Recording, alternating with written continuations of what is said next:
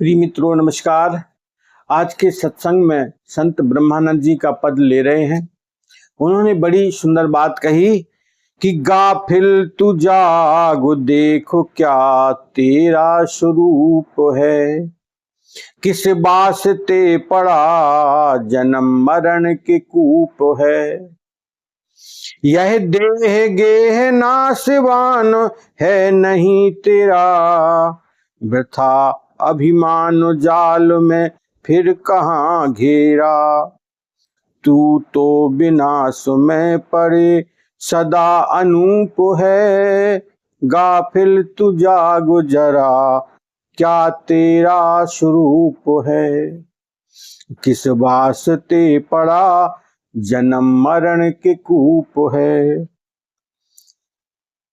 भेद दृष्टि कीन जबी दीन हो गया, स्वभाव अपने से आप हीन हो गया। विचारो देखो एक तू भूषण का भूप है, विचारो देखो एक तू भूपन का भूप है। किस वास्ते पड़ा जन्म मरण के कूप है। तेरे प्रकाश से शरीर चित्त चेतता, तू देह तीन दृश्य को सदा है देखता। दृष्टा नहीं होता है कभी दृश्य रूप है, किस वास्ते पड़ा तू भव के कूप है। कहता है ब्रह्मानंद ब्रह्मानंद पाइए, कहता है ब्रह्मानंद ब्रह्मानंद पाइए। किस बात को विचार सदा दिल में लाइए।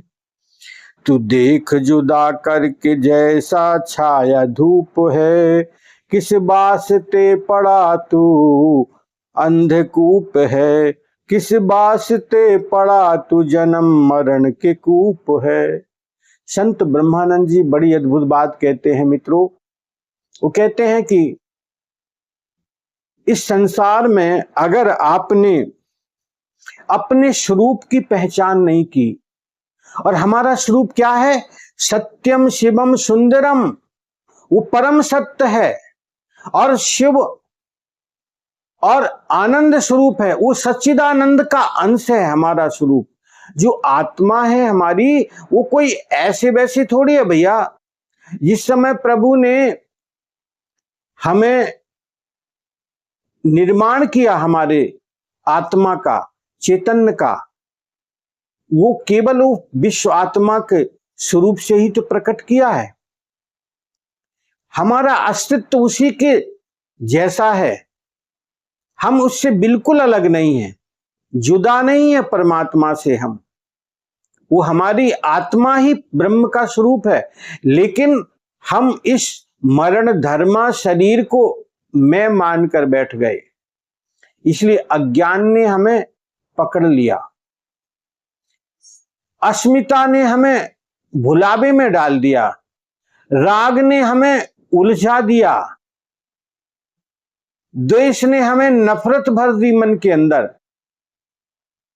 इसलिए राग द्वेष ईर्षा नफरत ये हमारे जीवन को हमें महत्वपूर्ण दिखाई देने लगे, और प्रेम भक्ति आनंद को हम बिल्कुल भूल गए। जो आनंद की खोज में हमारा मन निरंतर लगा रहता है, तो उसको हम किस बात को समझाएं। क्योंकि आनंद की खोज मन क्यों करता है भाई? क्योंकि ये आनंद स्वरूप है, वो अपने परम सत्य को अनुभव में लेना चाहता है। उस चैतन्य जो आत्मा है हमारी, वो परमात्मा का अंश है, वो परम प्रकाश रूप दिन राति ऐसा स्वरूप है हमारा, और हम समझ नहीं पाए, उलझ गए संसार की और प्रभु को विस्मरण कर दिया, हरि का सुमरन नहीं किया और विस्मरण में डाल दिया अपने आप को। भूल गए हम आत्म स्वरूप में हमें प्रतिष्ठित होना है, तो अपने विवेक का आदर करना पड़ेगा, और सने सने धीरे धीरे अपनी जागृति अवस्था को जानना पड़ेगा। देखो, जब हमारा मन स्वप्न में होता है, शरीर तो पलंग पर सोता है, पड़ा रहता है शैया पर, और मन तो कहां कहां चला जाता है। वो सूक्ष्म अवस्था है। सोचिएगा, ये जो फिजिकल बॉडी दिखती है, ये भौतिक अवस्था है हमारी, और जो कारण अवस्था है वो क्या है? हम गहरी नींद में चले जाते हैं। और मित्रों, उस गहरी नींद में जब हम उठते हैं सुषुप्ति अवस्था से, तो हमारा हृदय क्या बोलता है कि आज मैं बड़े मजे से 5-6 घंटे सोता रहा, बहुत आनंद आया। तो ये किसको पता होता है? ये पता होता है हमारे कारण शरीर को। तो तीनों अवस्थाएं हमारे जीवन में हमें अनुभव में लेना चाहिए। और अगर हमने इस अवस्था को अनुभव में लिया तो सोचो, सूक्ष्म स्थूल कारण तीनों शरीरों को हमारे अनुभूति में अगर आ जाए तो थोड़ा सा विवेक तो जागृत हो ही जाएगा भाई। समझ ही तो बढ़ानी है हमें अपनी। जो संसार की उलझन में पड़े हुए हैं, इसको जागृत करना है मित्रों।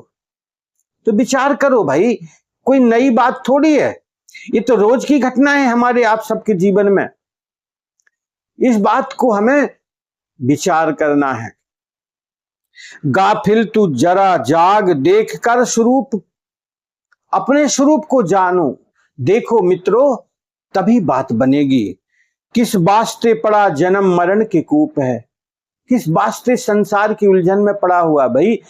देखो, संसार के कर्म तो हमें करना है, विभिन्न प्रकार के कर्म करते रहो, लेकिन हरि का सुमिरन करना हमें परम आवश्यक है। कर से कर्म करो विधि नाना, मन राखो जहां कृपा निधाना। ये है हमारे जीवन का परम सत्य कि हम संसार के जो हमारी जिम्मेदारी मिली है वो काम हम करें हाथों से, और वाणी से प्रभु का सुमिरन करते रहें। कर से कर्म करो विधि नाना, जो हमारी जिम्मेदारी मिली है, नौकरी हो, बिजनेस व्यापार हो, या कोई सेवा का कार्य हो, जो भी मिला हुआ है वो हमें करना है, अपने पूरे होश हवास में करना है। लेकिन मन राखो जहां कृपा, वो जो चैतन्य सत्ता जहां विराजमान है, जो हरि व्यापक सर्वत्र समाना, प्रेम ते प्रकट हो ही मैं जाना, भगवान शिव का अद्भुत वचन। इस बात को समझो कि वो व्यापक सत्ता हमें देख रही है, तो उसका सुमिरन करते रहो। उसमें कुछ पैसा लगे ना दाम, क्या बिगड़ेगा काम? भैया, सुमिरन करने में क्या बिगड़ना है हमारा? कुछ खर्चा थोड़ी है इसमें, वाणी से जप ही तो करना है, और हृदय धीरे धीरे निर्मल हो जाएगा तो प्रभु के प्रति हमारा प्रेम भाव और अधिक बढ़ता जाएगा। मित्रों, इस बात की खूब ख्याल रखिएगा। तो यह देह गेह नासवान है नहीं तेरा, ये तेरा शरीर जो मिला हुआ है हमें, ये शरीर माता पिता के माध्यम से हम उनका धन्यवाद करें जो संयोग से हमें मिला हुआ है ये शरीर, और प्रभु का धन्यवाद करें कि जो ऐसा सुंदर समझ दिए हमें। और अगर हम धन्यवाद के प्रति हम यही भाव बोलते रहे प्रभु को कि हे प्रभु, तुम्हारा धन्यवाद है, बड़ी कृपा की जो ये मनुष्य जीवन हमें दिया, ऐसा विवेक से अगर हम बोलते रहे सजग होकर, तो हमारी और समझ विकसित होगी। क्योंकि धन्यवाद में वो भाव बड़ा छुपा हुआ है। प्रभु का धन्यवाद अगर करते हैं तो समझ और विकसित होगी।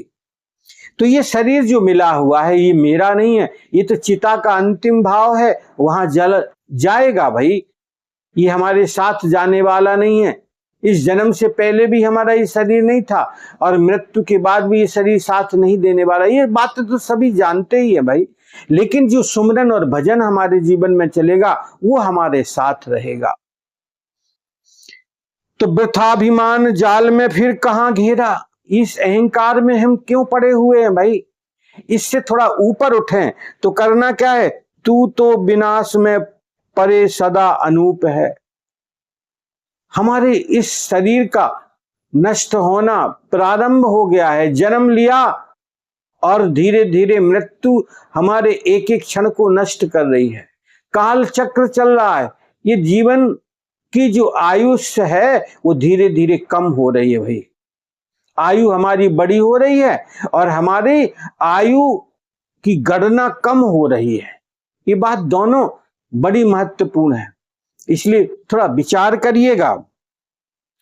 तू तो विनाश में परे सदा अनूप है, और इस शरीर को तो नष्ट होना है, इसको कोई रोक थोड़ी सकता है। जो हमारी कोशिकाएं आज बनी हैं वो कल तक नष्ट हो जाएंगी, और आयुष्य भी एक दिन नष्ट हो गया तो फिक्र तो होनी चाहिए भाई इस बात की कि हे प्रभु, आज भी मैं तेरा सुमरन दिल के साथ नहीं कर पाया।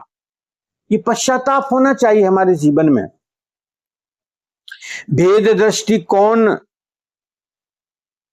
जीव, ये जो हमारे अंदर जीव का भाव है, ये भेद भाव हमारे अंदर है, तो इस भेदभाव के कारण हम दीनहीन हो गए, बड़े छोटे मन कर लिए हम अपने, हमारा मन बड़ा छोटा हो गया, उथल पुथल में जीने लगे। और हुआ क्या, स्वभाव अपने से आपहीन हो गया। स्वभाव भी बदल गया, हमारे जीवन का परिवर्तन हो गया हमारे जीवन में। इस मना स्थिति से थोड़ा हम ऊपर उठे। विचार देख एक तू भूपन का भूप है, और विचार करिएगा कि जो राजा महाराजा होते हैं ना, वास्तव में भी उन्हीं के लेवल का, उनसे कोई कम नहीं है हमारी चेतन आत्मा, उससे कम होना ही नहीं है। सभी में वो समदर्शी परमात्मा विद्यमान है, सभी के अंदर वही चेतन अवस्था है, तो छोटे कहां हुए हम। चाहे कितना बड़ा सम्राट हो, चाहे कितना बड़ा साम्राज्य हो, हम उससे छोटे नहीं हैं। उस चेतना अनंत चेतन आत्मा जो हमारे अंदर विराजमान है, उनसे छोटे नहीं है भाई, उन्हीं के समकक्ष हैं। लेकिन हम अपने को दीनहीन समझकर अपने आप को विस्मरण में डाल दिया। इस बात की हमें फिक्र करनी है, क्योंकि यही विवेक है हमारे जीवन का। इस बात को समझें हम। हो सकता है संपत्ति ना हो हमारे जीवन में इतनी, और वैभव ना हो, ये बात तो हो सकता है, लेकिन चेतन आत्मा में कोई कमी नहीं हमारे अंदर। उस परमात्मा का स्वरूप कोई एक बड़ा सम्राट भी है, और आप भी उससे कोई कम नहीं है, छोटे नहीं है, लेकिन हम विस्मरण में चले गए, और इस कारण से हम अपने आप को छोटा मानकर जीने लगे।